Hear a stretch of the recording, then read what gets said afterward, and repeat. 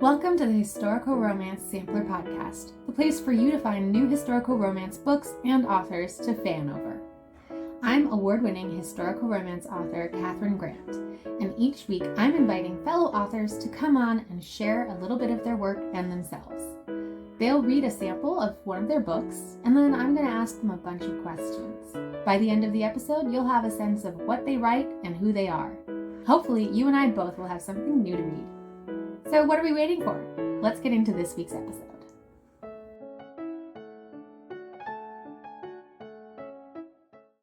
I'm here today with Heba Helmy.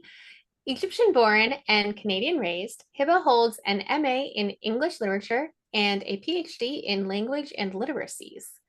A former high school teacher and current university professor, her academic practice focuses on culturally sustaining narratives, and her creative one is all about storytelling that centers love. Heba, I'm so excited to have you here. I'm excited to be here. What are you reading for us today? So I'm reading a little bit from the Earl's Egyptian Heiress, which debuted last year, actually, and it was my debut. So I thought I'd read from it today. Yay, I'm excited. Thank you. Is there anything we need to know about the scene? So this scene happens around, Ranya, who's the Egyptian female main character, POV, she's gone to England to find some things out with the Earl of Warrington. And, she's left Egypt and she lands in England, and this is a dinner party. She's thrown into a dinner party. So this is the dinner party scene, and this is her reaction to this scene. And Owen is the main POV, and she knows him as half Egyptian, half British. And so she's seen him in Egypt. She knows what he's like in Egypt, but here he's the Earl of Warrington, and he's very much in his, earlness, so to speak. And so this is the dinner party scene. Awesome. Take it away. Thank you. Ranya gritted her teeth through the conversation that followed around British relations with India. Did these people truly believe they were better than everyone else in the world? Maybe they thought they were doing good, buying spices from India or cotton from Egypt, while offering language and education in places like Mr. March's school or through their missionary work. Yet for all their airs, they did not realize how much they depended on the labor of those they termed barbaric, or that their assumptions about people who were not like them might be completely wrong. Ranya wished she could call them out on their prejudice, but being a guest at their supper party stilled her tongue. Until the main course came in, a roasted pig. The skin was crispy and there was an apple in its mouth. How would people ever eat it, looking like that? She clapped both hands over her mouth to stop herself being sick, then pushed her chair back, knocking cutlery to the ground. It was like the first day on the yacht with Owen before Ranya had gotten her sea legs, except they weren't alone, so he could hold her hand, stand at her back as an anchor, solid, warm. Apologies. Pig is forbidden in my faith, she managed to mumble after she'd calmed a bit. I am not accustomed to seeing it like this. Lady Elizabeth sneered. I had forgotten Mohammedans do not consume pork, and yet they don't have a problem with camel meat. The other woman's prejudice was too much for Ranya. She stood abruptly, backing away from the pig, refusing to look at it again. The men stood too, out of decorum, but it was Owen who rounded the table. I'm sorry, I should have seen to the menu myself. He stared pointedly at the Countess. Excuse my ignorance, Miss Radwan, she offered. Pardon it this time, and it shall not happen again for the duration of your stay. Please, Owen addressed one of the servants, pass a message along to the kitchens not to serve any pork. Only lamb, chicken, or duck. Yes, my lord. Also, please remove the platter to a side table and slice the pork there. You may serve it to our guests banquet fashion, as in luncheon. The Countess made an objecting sound, but said nothing as the servant complied. And in the bustle of the changes being made to the table, Owen led Ranya to a quiet corner of the dining room. I'm sorry, all this, a supper party, the customs, it would be overwhelming even if the guests weren't so rude and ignorant. His kindness made her tearful, and she had to bite her lip to stop the flood of emotion. She wished she could tell him that she had no problem with him, that in fact she wished they were alone, even though she shouldn't. Behind his back, Ranya caught a glimpse of Miss Charlotte, frowning, fretful. Then the dining room stilled, conversation ceased, and all stood over their filled plates, whether they were waiting for the head of the table to return or trying to overhear what he was saying to her, she could not be sure. When the Countess called his name and Owen ignored her, his attention still completely on Ranya, she'd have been lying if she tried to deny how powerful she felt, how much it boosted her. "They're waiting for you," she said softly. "Maybe I should excuse myself. It's important to me that you feel welcome here, but if you would like to go, you may, certainly. Molly will bring you a tray." She met his gaze. "But you would rather I stayed?" Most ardently, he nodded and bit down lightly on his lower lip. Ranya didn't know what daring possessed her when she saw that. "Sit me next to you, then." He nodded before turning, and then moved to place a hand on Sir Henry's shoulder. "Would you mind exchanging your place with Miss Radwan? I think it prudent to have her near me." She would have liked him to move Miss Charlotte instead, but it was fine. It was still a victory, being next to him and having him refuse to eat any of the main dish with her, pushing away the wine when he realized that it was something she wasn't drinking. Having the Earl of Warrington pay her such exquisite attention made Ranya feel as if she were flying, as if she couldn't be hurt or shamed by anyone else at that table. But that didn't mean that there weren't moments when she felt as if her wings had been clipped and she was falling, quickly, spinning, giddy. When his knee scraped against hers under the tablecloth, or the tip of his shoe nudged the tip of hers, the intimacy and the benign act of bringing his fork close to her plate to recommend or comment on the food. "Try the Brussels sprouts dipped in the mustard dressing," or "Doesn't the blancmange remind you of mahalabeya pudding, but with vanilla instead of blossom powder?" With the contortions of the candlelight, it was like seeing him anew. This version of Iskandar that was Owen in front of others. It made her heart pound with the danger of it. And even though others tried to get their attention throughout the meal, it was hard to do. Sir Henry tried twice to ask if she knew the place where the Rosetta Stone was found. "Yes, very well. The fort is central in the town named for it. We call it Rashid." "The French like to claim they found it," he said. "But an old army friend of mine, whose father was with Admiral Nelson when he fought Napoleon's forces in Egypt, claimed one of his savants was led to it by a local peasant girl he had fallen madly in love with." "He's right," Ranya agreed. "According to local legend, she was more than just the Fallaha. She was the siren jinn of the Nile and Nadaha, who, with her beauty and song, could lure men to a watery death.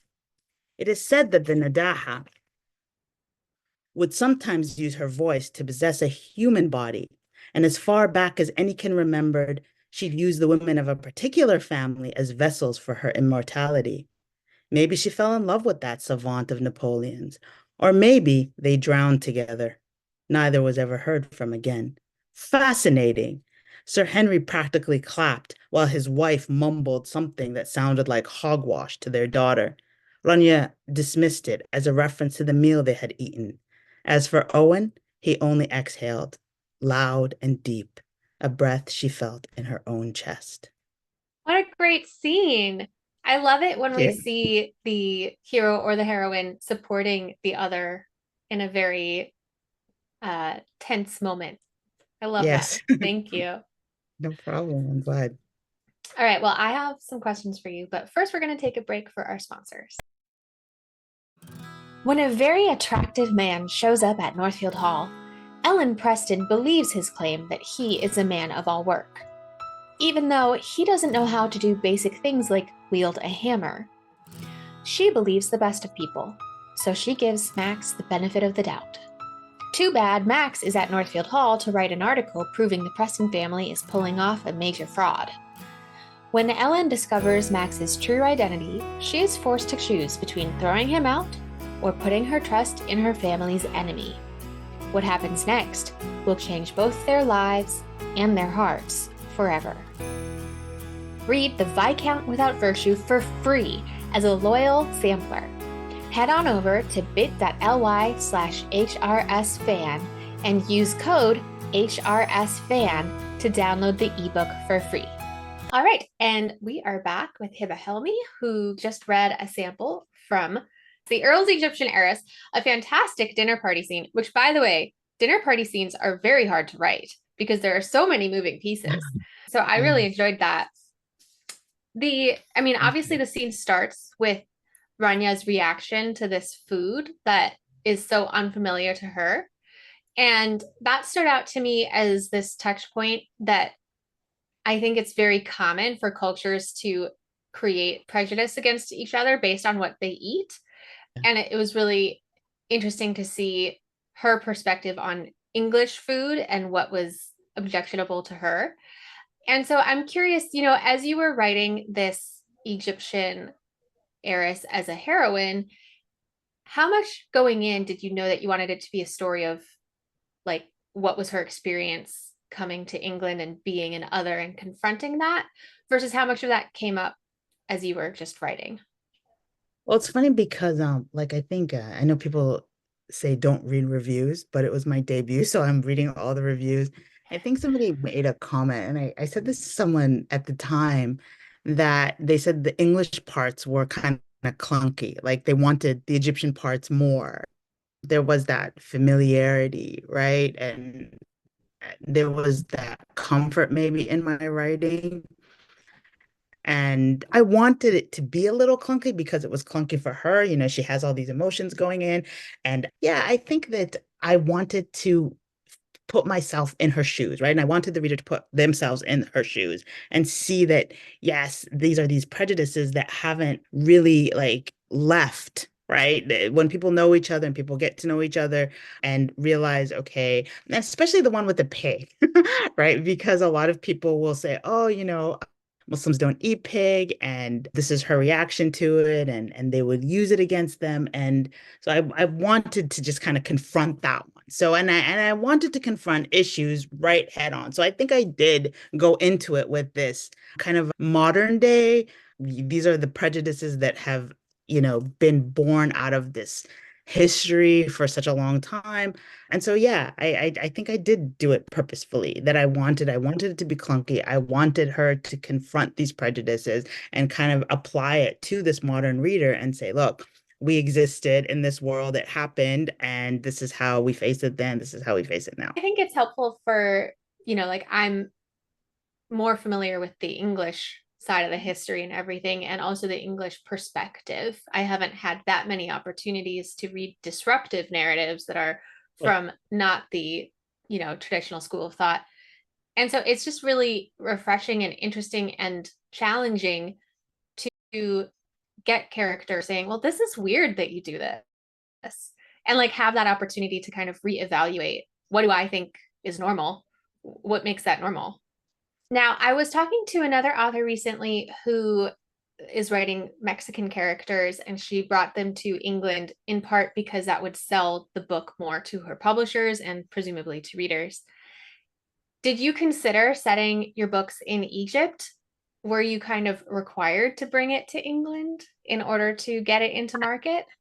No, I wasn't required, especially for this one, but the types of stories are too heavy, right? Like too out of there. So I was querying, I have about 5 books in my drawer, as they say, right? That didn't have enough traction, right? So having this character who was, going to England and even, yeah, you're bringing up issues here right now. For sure, this idea of what will sell, right? And I think that I'm a big believer in the familiarity, right? Things that are familiar but with novelty, right? So things that are familiar are good. Like these are the kind of books I would like to read, right? But I want that little twist. I want that little showing me something different. So for her storyline to actually, her going to England, I think that was part of what I had intended. Anyway, I wanted to show you somebody in this realm going to this place and, being tough and willing to, stick to her principles no matter where she was, but finding it difficult as well. And so this idea of wanting her to go there for sure. In this next book, though, in the Viscount, which came out, I was like, no, this one's all set in Egypt, right? And I wanted to show a different aspect. Look, this is the royal opulence of Egypt. So, yeah, we have this, poor man Viscount who doesn't have many prospects, and you have this princess who is very much a princess, right? Who has this kind of legacy behind her and history, and there's opulence there, and it's all Cairo. And I'm from Alexandria. So Alexandria actually is very, personal to me. It's where I was born. It's where when we go back and visit, it's where I stay. So even Cairo for me was kind of an adventure because Yeah. I spent a lot of time there. So doing a lot of research for Cairo in this time period, it was so fun because it was really like a jaunt, right? And there's not too many pyramids in there. Like there's like a scene of the pyramids in the background. It's not even the pyramids. So it's a Cairo, I think, too, that people will totally be unfamiliar with, that was this rich, opulent, could beat anybody in England at the time kind of thing, right? So it was really fun to just completely have it. Like there's a prologue that happens in Paris, but we don't stay there long. The whole thing is in Cairo. So That's yeah, awesome. it was kind of fun, and yeah, I don't know. I hope people will enjoy it. Yeah, I am sure because there's also this tradition of historical romances that are like travel historical romances. Yeah. So this is in that vein, but a little different center. Yeah. And even with the first one, like, my editor and my copy editor and everybody, they were like, oh, would this happen in England at the time? Would this happen? And it was like kind of actually a challenge, right? To kind of like, okay, yeah, this would happen. This would happen. And so I had to kind of keep backing. But being back on my turf, like, yeah, this Yeah. definitely happened in Cairo. So there's a familiarity with being in a time period in a place that you have a little bit more freedom, and there's not like that much, kind of like you said earlier, around, perceptions already. Breaking those perceptions is going to be a lot harder than giving the same time period in a place that people don't know anything about, right? And Yeah. so for them, it's just now, like you're saying, travel experience. It's like something they're not really going to be jolted as something like a dinner scene that would normally occur, and this kind of jolts it in that way. So it's different experience for sure, but Yeah. hopefully just as nice. It sounds amazing. Now, Yeah. you mentioned in earlier that you have some novels in your drawer, and I read online that you were writing some YA dystopian before you got to romance. So, can you tell us about your journey from maybe did you start in YA, and then once you got to YA, how did you end up going to historical romance?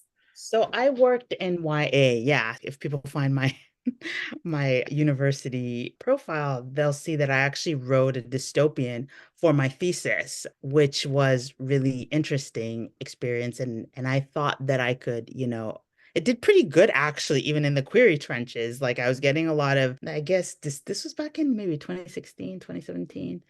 Yeah, something like that. So it was doing okay, but dystopian was kind of dying at the same time.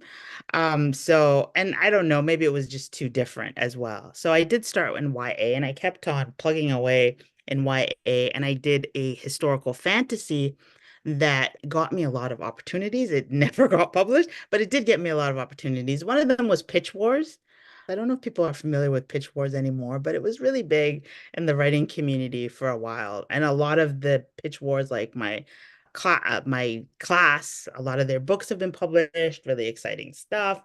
So yeah, so I got to Pitch Wars, and then I just kind of like set it aside. And I had worked on another adult project, which I still have hope for. And it was this time period, right? Around, I had done research around the cotton industry of the time period, because for that particular, and that one was adult historical as well. And it wasn't necessarily romance, but it was adult historical. There's a romantic element to it. So I had that research, and all of my MA was mostly in the Victorian era, right? Mhm. So this is my area. This is the area I love to read. This is the area I love. Like if there's things on TV, this is what I'm gonna watch, Yeah. right? So I had an industry meeting based on that Pitch Wars book.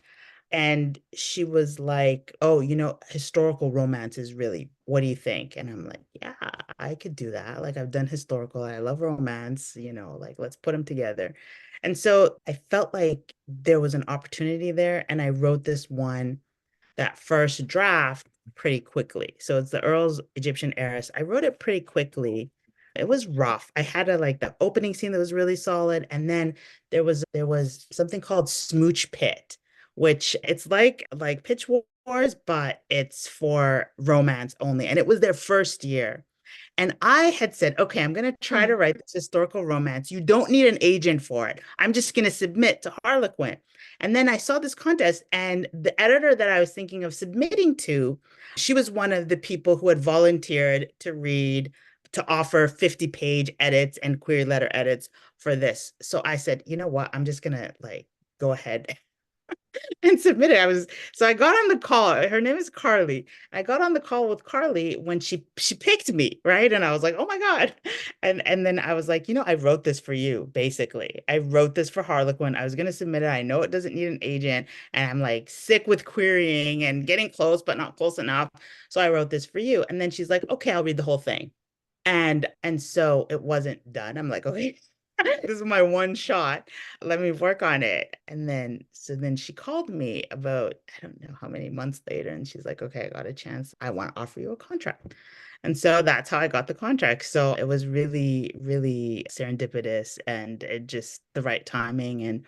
And I've learned so much for her. Like, even when she bought it after, I thought it was pretty good. And then it was just like, I'm like, why did you buy this? Right? Because she had so much, so there was so much that I had to keep learning, and I'm continually learning, and that kind of focus and homing in on the romance. Like I said, I've come from YA dystopian, YA Right. historical fantasy. So just like really, you know, homing in on the romance, and what romance readers want. And that's sad, like you talked earlier about, do you want this, do you want it to take place because that's the kind of convention.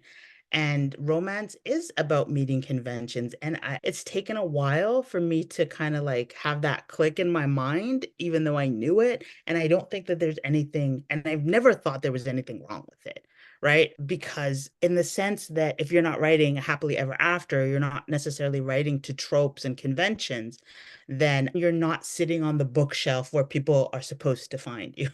So Hmm. people get lucky. And I think that one of the key points that I learned from this very long journey of going from dystopian to historical romance is that a book should meet uh, those genre expectations. Like, you can write dystopian, right? But now, so I have this kind of clearer sense of where things sit on the shelf, and it's not necessarily just about saying, okay, I want to be creative, I want to tell a story, and that's all nice, but I have to also think about what shelf is it going to be on. um, Hmm. and Yeah. so yeah. Yeah.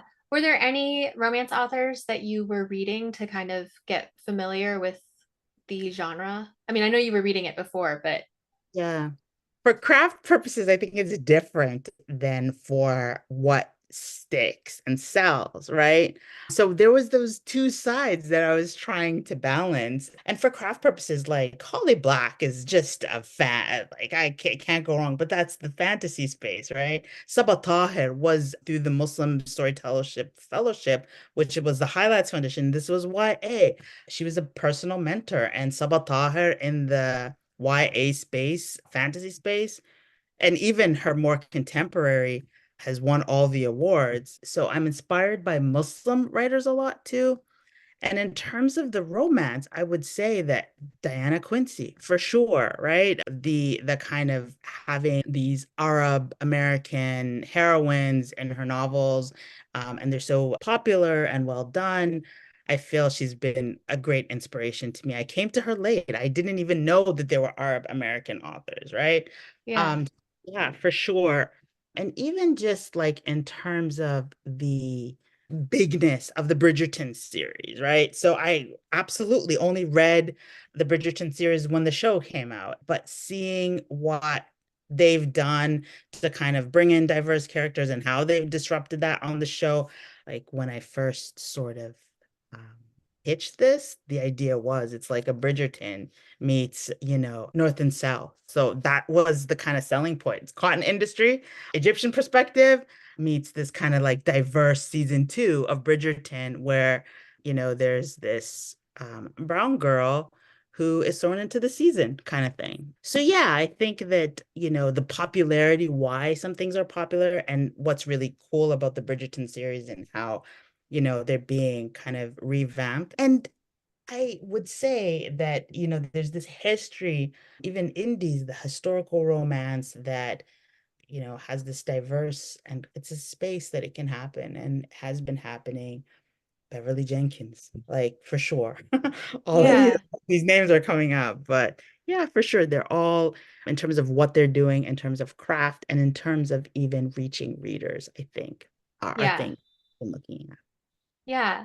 But what I'm also hearing you express there is that there is a lack of authors, Muslim authors, or, non-white authors for you to look up to. There are a few, but as a white person, I can be like, oh, look at all these historical romance authors that I identify with and I can choose from. I have a feast of choices. So I'm really glad that you are writing and you are kind of courageously writing the stories that you want to tell, because I bet there are like already hundreds of readers who are being inspired by you. And, in a few years, you're going to be quoted as someone who has inspired another author. Thank So, you so much. That's actually a nice thought. And I don't think about it that way, but that's really nice of you to say, because sometimes, you're just wanting to tell your story and putting out there. But yeah, but absolutely. It's about mentorship, and it's about, trying to learn from people, and yeah, thank yeah. you. Yeah. Well, it's time to move away from sentimentality and Okay. find out how much of a rule breaker are you with our Okay. segment, Love It or Leave It. Okay. Okay. Do you love it or leave it? Protagonists meet in the first 10%. Yes, I love it. Like I love I hate when it's like slow, that slow of a burn, right? Or when they give us like kind of like a guy who you kind of get invested in, and then he's not the main character Oh, hero. yeah. Yeah. And then it's Oh. like, why? Why are you doing this? Right. So absolutely the first 10%, a meeting quick on, and then separate them fine. But that initial meeting, absolutely, especially with Harlequin, like you only have 70,000 words. So even like my editor, she's like, oh, they've been away from each other too long. Bring them back together quickly. So yeah, definitely meet early, get them back together quickly. So yeah, for sure. Yeah. Love it. All right. Love it or leave it. Dual point of view narration. Absolutely love it. I love to read it because you get that different sense. I love to write it because I can sometimes get bored. I don't know, maybe other writers like yourself, maybe other but you get bored with your sometimes with writing and the scene. So having that ability to switch up and be in somebody else's head is exciting for me as a writer. Mm-hmm. It's hard when you have more than two, for sure, right? But it doesn't really happen in romance, I think. Right. That's more of a dystopian The sort of YA thing, situation. yeah, for sure. So yeah, I love though dual POV because I think we need both sides. I think it's really exciting to see a character through someone else's eyes too, and see their reaction to things. So it just feels like almost with dual POV, it's like you're reading two books and, Yeah. and two in one kind of thing, right? So yeah, I love it. Yeah. All right. Love it or leave it. Third person, past tense. For adult historical, that's what we do, right? But I do like it. I wouldn't say I love it, but I like it and I understand that it fits, right, for this particular genre. And is that to say that it has to all the time? No. So I do think but coming from this YA space, I mean, it could work first person. It could work like I think the story demands right? The story, the characters demand, and the genre demands. So I do like the ability in adult historical romance because, you're giving that historical sense. You're taking people back.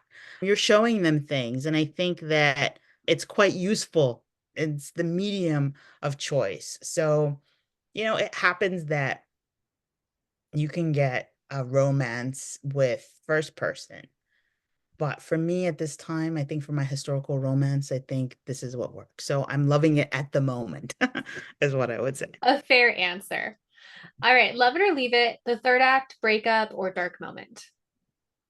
I keep coming back to this past in YA, and in YA it's all about the hero's journey, and so you need that dark moment, you need that breakup, and for romance I bring that in too. Like I feel like it needs to be there, so there needs to be some kind of breakup, something pulling them apart, something that is going to make it look like, yeah, they'll never get together and this is a fail, and some sacrifice needs to be made on both their parts for them to get their happily ever after. So absolutely need it, love it, and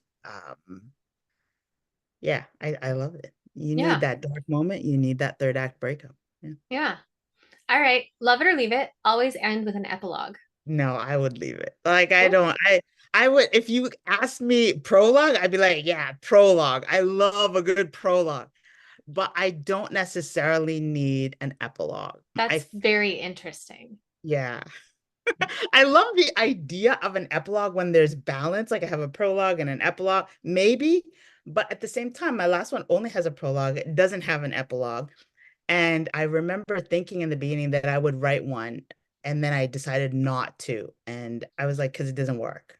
Hmm. Because the prologue is very different. And I find that but I love prologues, love them. That is I so always, interesting. yeah, I don't always use them. And I know that it's kind of like a faux pas too, to not have to, even like when I was querying, they're like, no, don't include your prologue. I would always like, I love prologues.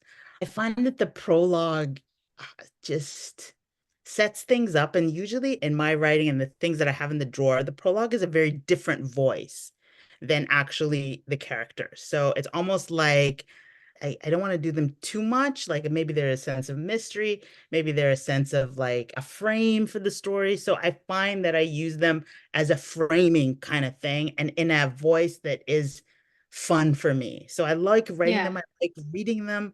And then an epilogue, if it's not serving that same function, then I'm like, I don't need it. Right. Epilogue in terms of, yes, we see that they're happily ever after. I think in romance, that's the kind of thing that romance readers are looking for. But I feel that if I give them that happy ending, then it's enough. So I don't Yeah. necessarily need an epilogue. Yeah. That's very interesting. I feel like I could talk to you for another hour about that. So I'm going to move on, but it's very interesting. All right. Love it or leave it. Share research and author's notes. Yeah, absolutely love it. And I think that the great thing about historical romance is that you get the romance, you get the history. And so having that note at the end, if I'm finishing a book and I get a historical note, I'm like, oh, wow. Like I didn't know this and I didn't know this idea. And so absolutely, I love that little bonus at the end that's an author's note, why they wrote something, what inspired something. I think as an author, especially and knowing the process, I feel like it's such a treat to get it. Yeah. And when I give it, like in the last book that I have, one of the things that I learned was that Verdi's Aida was first performed in Cairo, and people don't know this, and I didn't know that, right? Yeah. So they get to attend, and I didn't know that, and I wrote it in the author's note. I'm like, look, this is a really cool thing that I learned, and I hope that, now people will know. So they get that little tidbit, like you think something happened here. And I love it when an author's note actually disrupt some kind of commonly held belief about something. So Yeah. Yeah. for That's sure, love awesome. author's notes. Yeah. All right. And are there any other romance rules that you break or play with? I think that like I talked about earlier, this idea of there's conventions, right? But giving it novelty and trying to make it like, yeah, this is an Egyptian princess, or this is an African princess, or this is something that people necessarily won't read a lot of. I think that that is how I would say that I like to break it, like through the characters that are unexpected, through the choices that they'll make. It's not like one or the other, that every reiteration, every story is different. And even when I'm writing, I feel that I don't want to write the same thing, right? I want to write characters who are different. I want to play a Yeah. bit, in that there's not one way to tell a story, but for this particular character that I'm writing in this particular moment, in this particular novel, that it's unique to her, or it's unique to him, that they're so fleshed out in my head and hopefully on the page, that only this person could only act in this way, or could only answer in this way. So people talk about, my first heroine, she's super strong, Egyptian, the other one's kind of a little bit meek in a way. And so it was almost like challenging myself, because I've always written these strong characters, right? Female characters. And this one's a little bit, not so much. Yeah. And it was kind of a challenge, to be honest with you, just so out of my box. And it just didn't work for a long time. And then it did. For me, at least. I felt like, okay, she's talking to me now. This is what she would do. This is how she would react. This is, she seems meek, but this is what's going on inside. This is where her strength is coming from, right? So breaking conventions in that sense, that I'm really, really thinking about the uniqueness of a character, even if that character, might be something that you expect from a Muslim woman who wears a veil, or a Muslim woman who doesn't wear a veil, right? It's going to disrupt those expectations, I think, but still be unique to that particular character. I hope it comes Yeah. No, I like that. I think what I'm learning from this segment is that you understand the conventions, you'll follow the conventions, but you're also going to disrupt them when out. it is convenient.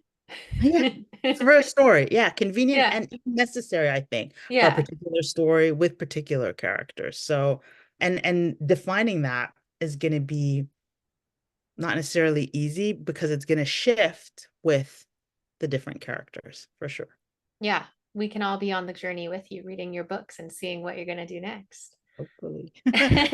Speaking of which, okay, so where can readers find the Earl's Egyptian Heiress and a Viscount for an Egyptian Princess? So I think if you anywhere, hopefully if you Barnes and Noble, hopefully if you go to the historical romance, I don't think you find the Earl's Egyptian Heiress there now, because it was last year, but this one is available now at major retailers. I think harlequin.com, if you find it on harlequin.com, it lists in the sidebar all the different places. I have a link tree. My website isn't great, but I have a link tree. I'm on Twitter, I'm on Instagram, and Well, I'll put those links in the show notes so people can find you and your thank books. you. I really appreciate you coming on the podcast. Also, really appreciate you writing your books. Thank you so much, Catherine. I had so much fun. It was lovely talking to you. That's it for this week. Check out the show notes where I put links for my guests, myself, and the podcast. Until next week, happy reading.